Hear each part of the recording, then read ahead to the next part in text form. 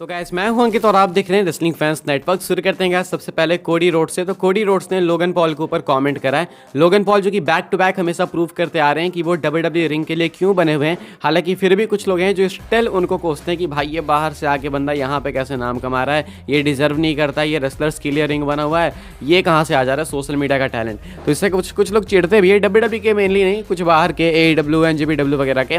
तो Cody Rhodes इसी चीज़ के ऊपर ना कमेंट करते हैं। रिसेंटली कोडी रोड्स एक इंटरव्यू के अंदर आए थे। कोडी रोड्स कहते हैं there are some what I call pretend wrestlers in all companies all across the world, and I think he probably irritates them the most because brother is an absolutely stellar professional wrestler, absolutely stellar, and he's the greatest rookie year of all time. Perhaps he's blazing forward, so I look forward to what he does. कहते हैं कि देखो भाई, अगर मैं अपने language में बताऊँ ना तो कुछ ऐसे प्रिटेंड करने वाले रेसलर्स हैं जो खुद को रेसलर्स मानते हैं। मैं सारी कंपनीज की बात कर रहा हूँ, पूरे दुनिया भर की बात कर रहा हूँ कि जितने सारे ये जो रेसलर से कंप्लेन करते हैं लोगन पॉल के अगेंस्ट, वो प्रिटेंड करते हैं कि वो एक्चुअली में रेसलर है। क्योंकि अगर लोगन पॉल के खिलाफ तुम कंप्लेन कर रहे हो भाई, तो तुम एक्चुअली पूरी रेसलिंग कम्युनिटी के खिलाफ कंप्लेन कर रहे हो। क्योंकि लोगन पॉल एक्चुअली डिजर्व करता है, वो जो है ग्रेटेस्ट रूकी ऑफ द ईयर भी कह सकते हैं कि भाई जिस तरीके से वो उठ कर आया है बिल्कुल एक अलग बिजनेस से एक अलग बिजनेस के अंदर, एंड खुद को प्रूव करता है, एक भी मिस्टेक नहीं करी अभी तक इसने। तो ऐसे में जो है लोगों को समझ जाना चाहिए कि वो ग्रेटेस्ट रूकी ऑफ द ईयर इस खिताब के लायक है। मैं तो अपने हिसाब से यही कहूँगा कि भाई वो काफ़ी ब्लेजिंग है, एंड मैं एक्साइटेड हूँ उसके फ्यूचर के लिए कि आखिर वो आगे आने वाले टाइम में क्या क्या करता है डब्ल्यूडब्ल्यूई के अंदर। तो ये कोडी रोड्स की तरफ से बहुत ही सटीक, परफेक्ट, एकदम मतलब मान के चलो बढ़िया वाली स्टेटमेंट है कोडी की तरफ से। लोगन पॉल के बारे में मैं भी ये कहता हूँ कि भाई बंदा डिजर्व करता है। ऐसा नहीं है कि बस वो किसी तरीके से फिट होने की कोशिश कर रहा है। आउटसाइडर नहीं लगते हैं लोगन पॉल, लगते हैं कि हाँ इसी चीज़ के लिए बने हैं। चाहे उनकी फिजिक की बात कर लो, उनकी एजिलिटी की बात कर लो, रेसलिंग स्किल्स की बात कर लो, प्रोमोस की बात कर लो, एंट्रेंस की बात कर लो, वायरल मोमेंट्स की बात कर लो, एक कमी दिखा दो लोगन पॉल में। ये कोई कमी है कि भाई वो बाहर से सोशल मीडिया का बंदा इसलिए नहीं आएगा? भाई टैलेंट है बंदे में। एंटरटेनमेंट के लिए अगर कुछ भी कर सकते हैं लोग चाहे तो, डब्ल्यूडब्ल्यूई तो एंटरटेनमेंट ही है। तो लोगन पॉल को डिफेंड करते हैं कोडी रोड्स, एंड बहुत अच्छी स्टेटमेंट कोडी रोड्स की तरफ से। आगे बढ़ते हैं गाइस, बात करते हैं अगली स्टोरी के बारे में जो कि एले नाइट को लेके। तो रिसेंटली हमने देखा कि एले नाइट हार गए रोमन रेंज से क्राउन जूल के अंदर। काफी सारे लोगों का क्वेश्चन था कि एले नाइट का मोमेंटम गिरेगा क्या, एंड स्पेशली क्योंकि स्पोर्ट्स इलस्ट्रेटेड की रिपोर्ट आ गई थी निकल के सामने कि एले नाइट को डब्ल्यूडब्ल्यूई अब उस लेवल पे पुश नहीं करेगी। तो लोग जो है और ज्यादा कंफ्यूज हो गए कि भाई ये क्या हो गया एले नाइट के साथ। रिसेंटली हमने स्मैकडाउन में देखा कि ग्रेसन वॉरियर की छिल के रख दी एले नाइट ने प्रोमो में, मैच के अंदर बिल्कुल कंप्लीटली। एले नाइट को जो है स्टिल वही रिएक्शन मिल रहा था, इवन उससे बेटर मिल रहा था। एले नाइट ने जो भी करा वो पहले की तरह ही करा, बिल्कुल परफेक्ट करा।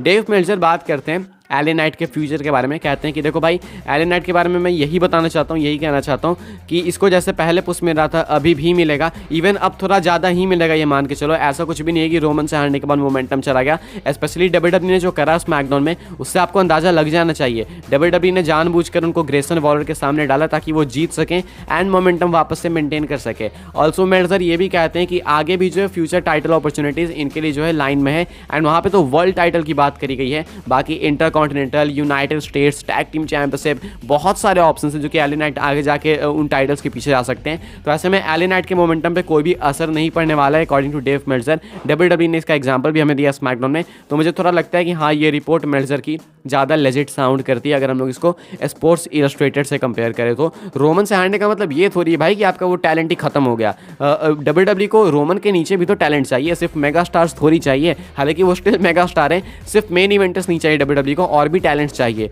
तो एले नाइट काफ़ी परफेक्ट स्पॉट पे हैं, एंड डब्ल्यूडब्ल्यूई क्यों उनके साथ एक खिलवाड़ करना चाहेगी? मेरे अकॉर्डिंग उनको ऐसे ही पुश मिलेगा, कुछ बेटर ही मिलेगा, कम तो नहीं होने वाला है। आगे बढ़ते हैं गाइस, बात करते हैं ग्यूलिया के बारे में। अगर आपको इनका नेम याद हो तो मैंने आपको एक अपडेट दी थी कि ग्यूलिया जो है पॉसिबली डब्ल्यूडब्ल्यूई ज्वाइन कर सकती है। पीडब्ल्यू इनसाइडर की तरफ से अपडेट निकल के सामने आई थी कि डब्ल्यूडब्ल्यूई इंटरेस्टेड है ग्यूलिया के अंदर। एनजेपीडब्ल्यू टैलेंट है ये, इससे पहले भी बताया गया था कि सैरा आ सकती है, लेकिन सैरा तो किसी और विमेंस प्रमोशन के अंदर चली गई, वो डब्ल्यूडब्ल्यूई में नहीं आई। बट ग्यूलिया के ऊपर जो है रूमर्स आ रही थी, फिर मेल्जर ने कहा कि नहीं चांसेस कम है, और भी बहुत सारी चीज़ें। लेकिन अभी जो है ग्यूलिया की तरफ से खुद एक मैसिव टीज आया निकल के सामने। कल क्या हुआ, कल तो अभी से कुछ घंटे पहले, कल नहीं, ग्यूलिया ने एक स्टोरी शेयर करी, जिस स्टोरी में इनका एक फैन ऐसा कह रहा होता है, I hope Giulia will join WWE, and इस पोस्ट को इन्होंने रीशेयर कर दिया अपनी स्टोरी पे। यानी कि ये जो है उस पोस्ट को शेयर कर रही है जिस पोस्ट में कहा जा रहा है कि मैं चाहता हूं कि ग्यूलिया डब्ल्यूडब्ल्यूई को ज्वाइन करे, डब्ल्यूडब्ल्यूई में जाए। अब इसको ओपनली इन्होंने अपनी पब्लिक प्रोफाइल पे शेयर करा, 14 घंटे से ये स्टोरी है। तो एक बहुत ही मैसिव टीज है ग्यूलिया के खुद की तरफ से। माना जा रहा है कि डब्ल्यूडब्ल्यूई काफ़ी ज़्यादा इंटरेस्टेड है, तो इनके बीच में पॉसिबली हो सकता है कि टॉक्स भी हुई होगी, बातें बातें हुई होंगी पॉसिबली, इसीलिए गिलिया थोड़ी ज़्यादा कॉन्क्रीट तरीके से कह सकती हैं कि हाँ मैं डब्ल्यूडब्ल्यू के अंदर आ रही हूँ। अभी के हिसाब से गिलिया की तरफ से ऑफिशियल एक मैसिव टीज आए कि हाँ डब्ल्यूडब्ल्यू जोन में इंटरेस्टेड है एंड फैंस भी इनके चाहते हैं कि वो ज्वाइन करे डब्ल्यूडब्ल्यू को, तो देन आखिर क्यों नहीं करेंगी। आगे बढ़ते हैं गाइस, बात करते हैं अगली स्टोरी के बारे में जो कि अपनी जुड़ी हुई है जॉन सीना को लेके। जॉन सीना का डब्ल्यूडब्ल्यू फ्यूचर क्या है, क्राउन जूल खत्म हुआ, सीना को डोमिनेशन से हार झेलनी पड़ी, सीना उसके बाद आए नहीं, उसके बाद एक तरीके से वो गायब हो गए डब्ल्यूडब्ल्यू से एंड अब जॉन सीना कुछ टाइम गायब ही रहेंगे। अगर आपको नहीं पता तो बता दो कि जॉन सीना को कुछ सर्जरीज करानी पड़ी है, शोल्डर्स में प्रॉब्लम हुई है पॉसिबली इनकेस डब्ल्यूडब्ल्यू रन की वजह से, इसीलिए जो हॉलीवुड के टैलेंट्स होते हैं वो ज़्यादातर डब्ल्यूडब्ल्यू में आना नहीं चाहते हैं। रॉक की भी बात करूँ मैं यहाँ पे, क्योंकि डब्ल्यूडब्ल्यू में आप सिंपल भी कम्पीट करोगे ना तो कुछ ना कुछ आपका इधर उधर हो ही जाएगा। जॉन सीना ऐसा तो नहीं है भाई कि बहुत हार्डकोर कम्पीट कर रहे थे, सिंपल मैचेस रसल कर रहे थे, बहुत लंबे मैचेस भी नहीं थे, लेकिन फिर भी जॉन सीना को कुछ जो है इंजरी झेलनी पड़ी एंड शोल्डर सर्जरी हुई है शायद उनकी। तो अब जॉन सीना का फ्यूचर क्या है, क्या जॉन सीना वापस अपने आप को रिस्क में डालेंगे? अभी तो चलो हॉलीवुड की स्ट्राइक थी तो जॉन सीना ये इंजरी वगैरह सह पा रहे थे एंड उसके बाद सर्जरी वगैरह हो गई, लेकिन अब आगे स्ट्राइक नहीं है तो जॉन सीना अब आगे क्या वापस आके कम्पीट करके ऐसे ही इंजर्ड होते रहेंगे? तो मेल्जर कहते हैं कि देखो भाई जॉन सीना वैसे तो काफ़ी हार्डकोर मैचेस रसल नहीं करते हैं, इसके बावजूद भी इंजरी हो रही है ना तो जॉन सीना अलर्ट जरूर से हो जाएंगे, क्योंकि जॉन सीना की एक एज हो चुकी है, स्पेशली उनका हॉलीवुड के अंदर करियर है, तो वो भी ज़्यादा चीज़ें दांव पे क्यों लगाएंगे? अगर कुछ हो जाए, भगवान ना करे कुछ गलत सा हो जाए तो जॉन सीना का हॉलीवुड करियर भी खत्म एंड जॉन सीना रेसलिंग भी नहीं कर पाएंगे। तो इसलिए डब्ल्यूडब्ल्यू यूजुअली सेफ ही रेसल कराती है उनको। तो जॉन सीना आप एक्सपेक्ट करो कि रेसलमेनिया के आसपास आएंगे एंड रेसलमेनिया में वो कम्पीट करेंगे अकॉर्डिंग टू डेव मेल्जर। तो वहाँ पे भी कोई ऐसा नहीं कि बहुत लेंदी मैच होगा, सिंपल सा मैच होगा। आगे जॉन सीना के जितने भी मैचेस होंगे, वैसे तो ज़्यादा मैचेस लगता नहीं है कि बचे हुए, लेकिन जितने भी बचे खुचे से होने वाले हैं वो काफ़ी सिंपल होंगे एंड सॉफ्ट मैचेस होंगे ताकि John Cena safe and secure रहें। जॉन सीना कोई डब्ल्यूडब्ल्यू रिस्क बिल्कुल भी नहीं करने वाली है। अपनी आखिरी स्टोरी कवर कर लेते हैं गाइस, जो कि बीस्ट इनकॉर्नेट ब्रॉक लेसनर को लेके। ब्रॉक लेसनर को रिटर्न को लेके स्पॉइलर है, ऐसा मैं कह सकता हूँ। मेल्जर की तरफ से अपडेट निकल के सामने आई है। डेव मेल्जर कहते हैं कि अभी कुछ महीने लेसनर गायब रहने वाले हैं, लेकिन मैं आपको ये बता सकता हूँ कि ब्रॉक लेसनर प्रेजेंट होने वाले हैं रॉयल रंबल में। ये कुछ कहना है मेल्जर का।